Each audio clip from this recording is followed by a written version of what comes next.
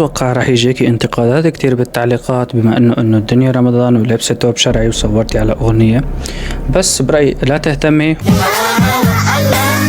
شي ما بتجيبولي، لا تقولوا دلوعة حقي، جد كبير بيقح كتير، جبتوا لهديات كتير.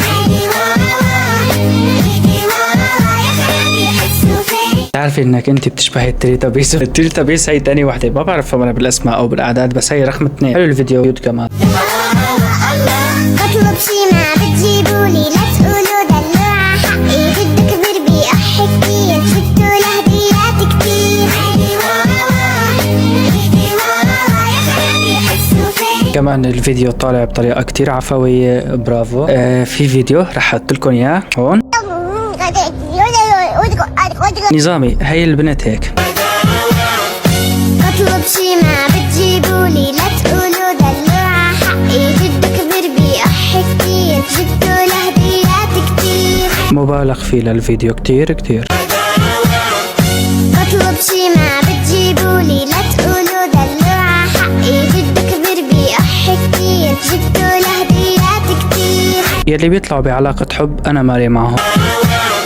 بطلب شي ما بتجيبولي، لا تقولوا دلوعة حقي، جد كبير بيقح كتير، جبتوا لهديات كتير. هدايا ما بتتركنا نرتاح منا او من حولات. بطلب شي ما بتجيبولي، لا تقولوا دلوعة حقي، جد كبير بيقح كتير، جبتوا لهديات كتير. تفهمني شو عم تعمل بهذا الترند؟ هلا هذا الترند يعتبر ترند بناتي، انت شو عم تعمل مثله؟ شو عم تعمل فيه؟ ومسكر التعليقات كمان مشان ما حدا يكتب لك شيء.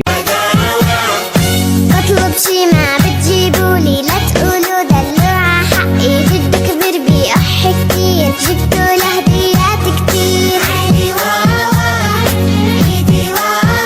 بدك تموت بس جرب اكلات حنين. طبعا والله العظيم عم بمزح، اكلاتك كتير طيبة بس ولا مرة جربت ولا وحدة منهم. بطلب شي ما بتجيبولي، لا تقولوا دلوعة حقي، جد كبير بيقح كتير، جبتوا لهديات كتير. خلي اعلان يبعث لك احلى هدية، دبدوب احمر مع وردة. بطلب شي ما بتجيبولي، لا تقولوا دلوعة حقي، جد كبير بيقح كتير، جبتوا لهديات كتير. في بعض المبالغة بالفيديو ما بعرف ليش ما حبيته. بطلب شي ما بتجيبولي، لا تقولوا دلوعة حقي، جد كبير بيقح كتير، جبتوا لهديات كتير.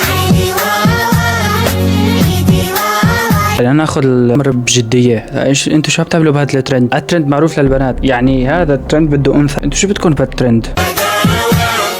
بطلب شي ما بتجيبولي، لا تقولوا دلوعة حقي، جد كبير بيقح كتير، جبتوا لهديات كتير.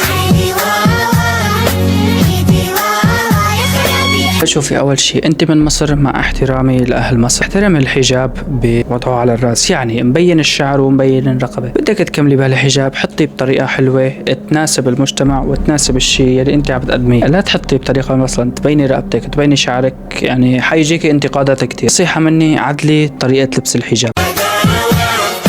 بطلب شي ما بتجيبولي، لا تقولوا دلوعة حقي، جد كبير بيقح كتير، جبتوا لهديات كتير.